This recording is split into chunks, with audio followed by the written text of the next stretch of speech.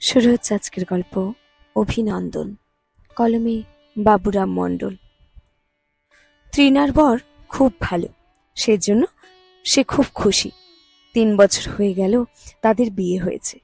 অভিনন্দন তার একটি কথাও অমান্য করেনি।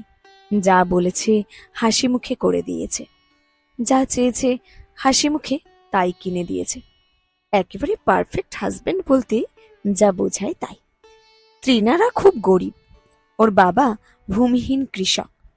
এক মেয়ে এক ছেলে নিয়ে কোনো মতে টিকে আছেন। তৃণার বাবা কৃষ্ণকান্ত নির্দিষ্ট কোনো কাজও করেন না। তৃণা সুন্দরীও নয়, কোনো ছেলে যে তাকে বিয়ে করবে এই নিয়ে তারই নিজের সন্দেহ ছিল। কিন্তু কপাল বলে একটি বস্তু আছে, তৃণা এখন সেটা বিশ্বাস করে। শুধু বিশ্বাস করে না, মানে। বিয়ের পর এই 3 বছরে তৃণা অনেক পাল্টে গেছে। কনফিডেন্স বেড়েছে। বড়লোক বরের সঙ্গে ঘুরে ঘুরে অনেক আদব কায়দাও শিখেছে। দামি দামি ড্রেসপত্র কিনে সে হয়েছে আধুনিকা। অভিনন্দন ছেলে হিসেবে ভীষণ ভালো, ভালো চাকরিও করে, পাশাপাশি করে ব্যবসা। ফলে তার হাতে প্রচুর অর্থ। তৃণাকে পছন্দ করে অভিনন্দন যখন বিয়ে করে তখন ওর বাবা মা খুবই অবাক হয়েছিল। তারা অত্যন্ত বিরক্ত হয়ে বলেছিল, বিয়ে একটা বড় সিদ্ধান্ত, ভেবেচিন্তে নিস অভিনন্দন। অভিনন্দন কারো কথা শোনেনি। সে শুনেছিল তার অন্তরের বন্ধু উকিল জয়দেবের কথা।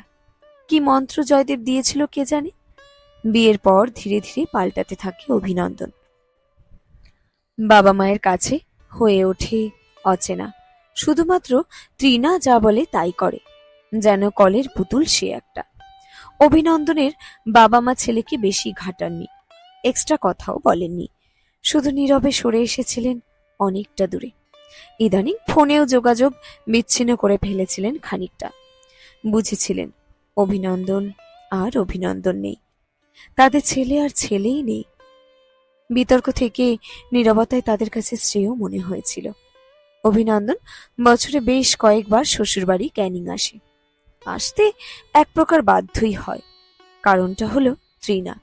কি কারণে তৃণা বারে বারে বাপের বাড়ি আসতে চায় অভিনন্দন জানে না, জানতেও চায় না।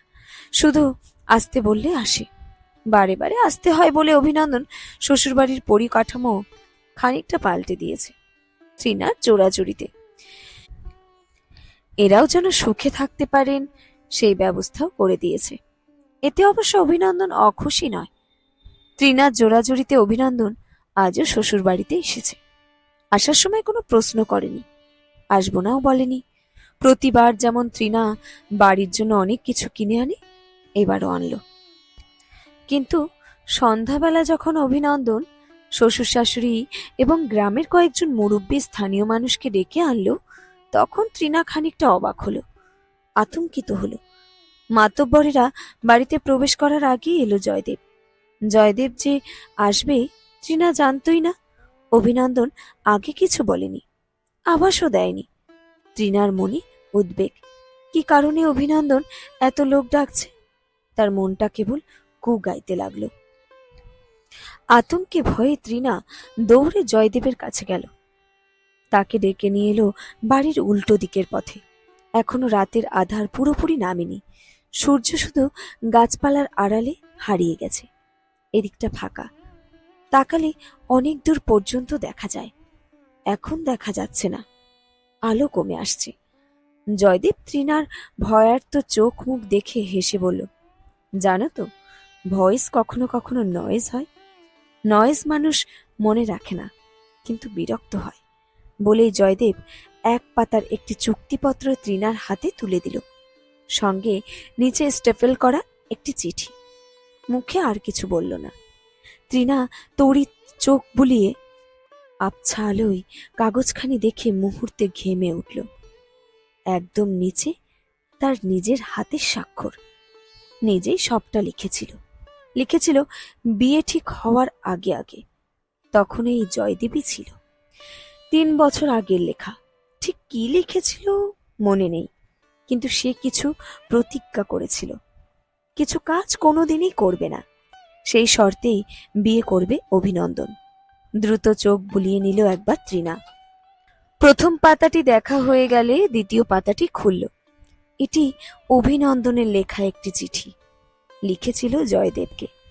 এই চিঠিখানি দেখেই চমকে উঠে তৎক্ষণাৎ জয়দেবের হাতে অঙ্গীকার পত্রটি তুলে দিয়ে একেবারে চুপ করে গেল তৃণা।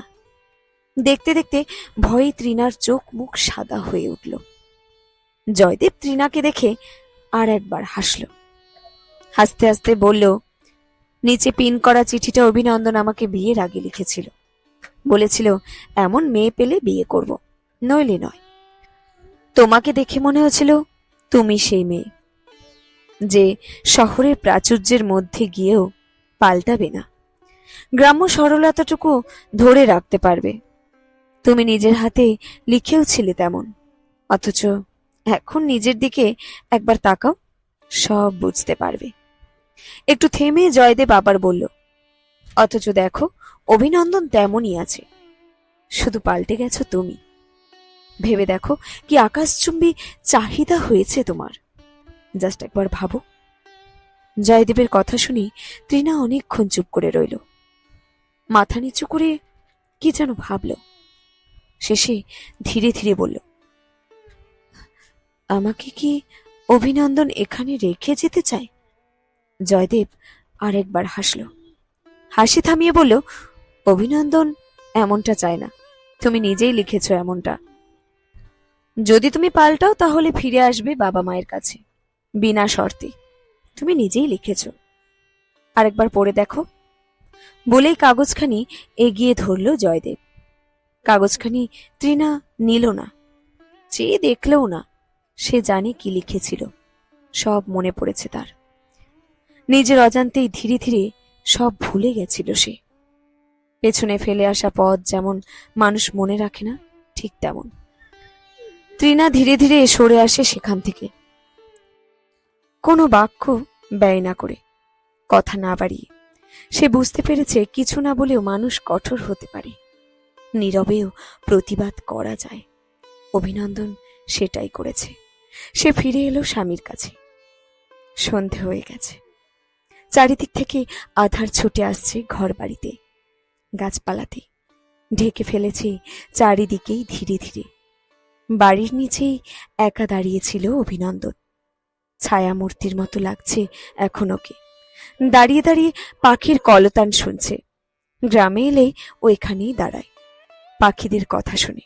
বাড়িতে বাড়িতে শাক বাজে, সেগুলো শুনে।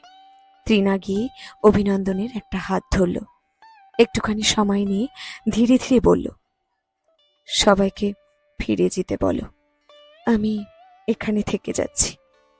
আমি তো সেটাই লিখেছিলাম। অভিনন্দন একটা দীর্ঘশ্বাস ছেড়ে বলল,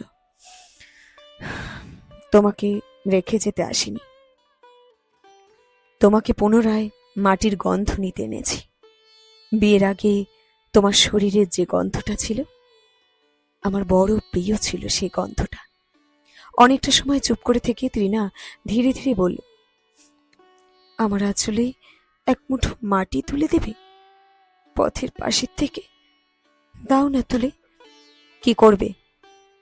বেঁধে রাখবো, আঁচলে বেঁধে রাখবো।